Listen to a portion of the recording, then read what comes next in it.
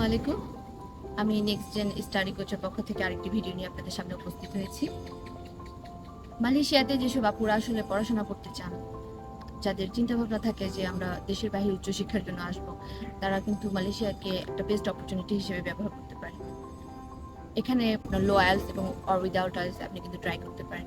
আমরা সাধারণত দেশে যারা চিন্তা করি যে প্রাইভেট ইউনিভার্সিটিতে পড়াশোনা করব, আপনি কিন্তু দেশের বাইরে প্রাইভেট ইউনিভার্সিটির খরচেই একটা ইন্টারন্যাশনাল সার্টিফিকেট অর্জন করতে পারছেন।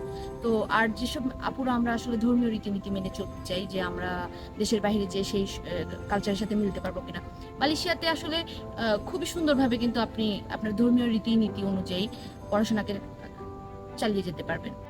আর বেশিরভাগ ক্ষেত্রে আমরা মেয়েরা যখন দেশের বাইরে পড়তে আসি, সেক্ষেত্রে আমরা চিন্তা করি যে আমাদের সিকিউরিটি কেমন হবে।